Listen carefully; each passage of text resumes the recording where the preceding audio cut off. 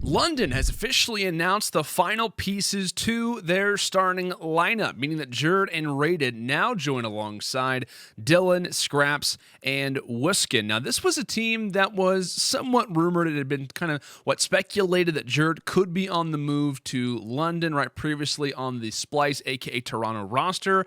And there's also some talk that Rated as well could be added to the London team, just in terms of either as a starting position, maybe even as a bench player. It was kind of still somewhat up in the air, but there was somewhat of an affiliation, if you will, for Rated to be on this team. But all in all, whenever you kind of look at this group on paper, I like it. I really do. I like this group on paper, as it is confirmed, right, that all five of these guys will be in the starting lineup for London. And speaking of kind of Twitter, right, where the announcements came from, I called this out actually in a tweet. As soon as I saw that Jurd would be on the move to London, I labeled it as a power move, because this for me is a guy that you want to have on a team if you want to try to walk away with a championship. And while Jurd is known socially, at least, to not be the most vocal person, I think he can kind of be swept under the rug from time to time. Players don't instantly assume success with someone like Jurd, who maybe isn't always on social media. Like, so whenever you are on social media to a certain extent, you're almost kind of given a voice, and that's kind of where you start to see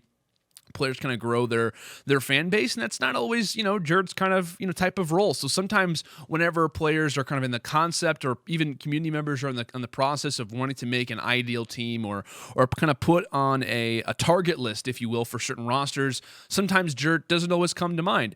But I think for me, like I said, adding him to this roster will be so influential, and will be so scary thinking that he'll be playing right alongside Dylan, right, who I think has incredible potential, even just in his first season. I mean, he was absolutely unreal. But to have these guys together, it will strike fear in every single franchise team who has to run up against them, to know that, hey, we have to shut down not only Jurd, but also Dylan at the same time. And like I said, kind of going back to Jurd for a moment, for me, he will be kind of a safety valve for this team. I call it the safety valve. I also kind of call it the karma roll a little bit, where for those who obviously have watched the Optic Gaming roster over the past few seasons, they know for Karma to kind of be the guy that you pretty much bring in, kind of like a relief pitcher, right? When you need someone to be the closer, or someone to kind of step in when necessary, they're always there to answer the call. And normally they will pick up the pieces when the stars, if you will, or the kind of main guys are a little bit off the table. So that's one thing that I like about Jurd, and what I like about just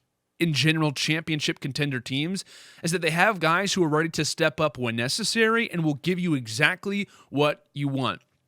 Jurd on this team is going to be the entry. He's going to be a fast SMG, and there's no question really about that. You know what he's there for, and I think he's going to provide that versus every team that you're going to put him up against. So I'm very excited for this, and I think he and Dylan together will make for an incredibly scary combo. Now, what I do find interesting in this kind of last few changes is the fact that they do add Rated, right? Most likely as their main AR, and obviously roles can be strange, you never really know, but I know kind of toward the middle to end portions of Black Ops 4, Rated switched from his main AR to more of a Maddox type position, but I believe on this team, considering the group that they have, he'll most likely be preferred to rock out that main AR. But the reason why I'm interested in this choice is because a lot of rosters are following under this same kind of mentality, which is to go for a slower paced main AR type player. And in terms of the confirmed rosters, like I said, they all kind of follow in the same path.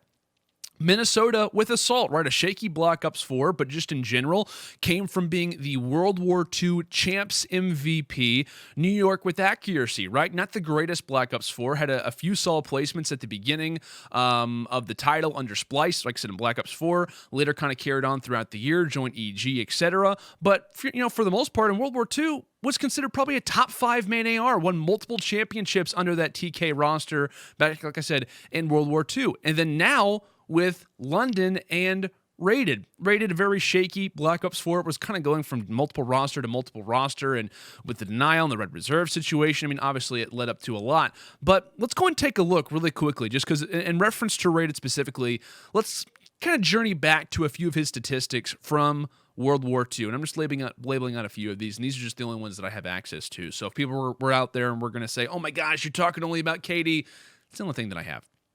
Rated top 12 in respawn KD. He was 7th in hardpoint time, and he was also 7th in hardpoint KD. Now, that's overall every event, every statistic, every player thrown into the mix.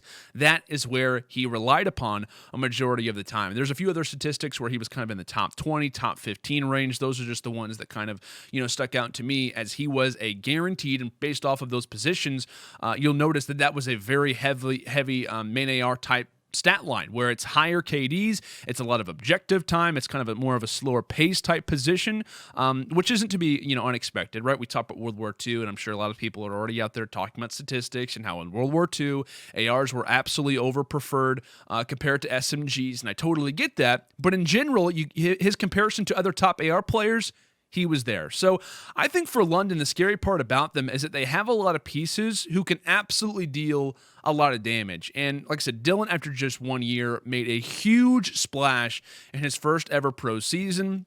Scraps at times can look like the best player in the world, Mr. Flex, right, for good old Scraps. You got Jurd, who I think is an incredibly fast reaction type player, someone who's really going to add a lot to the team. You've got Wiskin, who I think still has some unreal potential that's yet to be kind of tapped into. I know he prefers slower paced games, so I think this one's going to work out a lot better for him.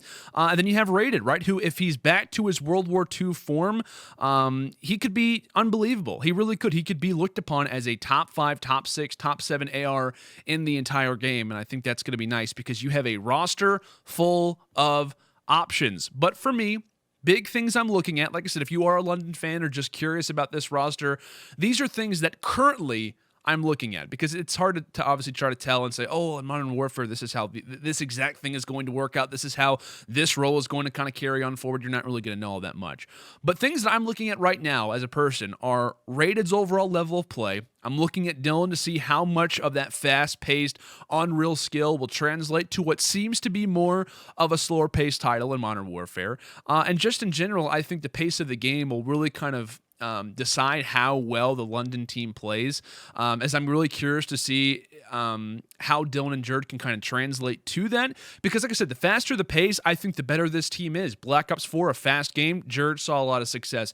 Dylan clearly was an absolute freak in the game and was labeled as a top 5 player in the world. And so if it is a faster pace game, and it is, you've got these two guys kind of entering in, being the first option, and then right behind them, you've got a guy like Scraps. You got a consistent player like Wiskin, and if Rated's back to his World War II type form, where he's pretty much on head glitches, rotations, etc., this is a very scary team. Like I said, that already has pre-existing chemistry. We talk about the brother combo. We talk about Rated's previous history with good old Coach Joe, Dylan, right, with Shane. We talk about Rated and Scraps' history under Red Reserve, etc. You get the point. The chemistry exists, and I think that London currently sits as a team that I think has fantastic potential to be a contender. However, at this moment, I'm really looking at the speed of the game at this point to kind of decide where they will succeed most at. And I think whenever you're looking at this roster, the one positive thing is that they have so many options to choose from, which I think is important. I think they fill a lot of the tasks. If you're looking at the taskbar and you're saying, okay, they got that checked off, they got this checked off, they've got the slang, they've got the safety valve, as I've labeled it, and you've also got a lot of possible skill, I think London fans can rest assured that this team has a great potential to really contend this year.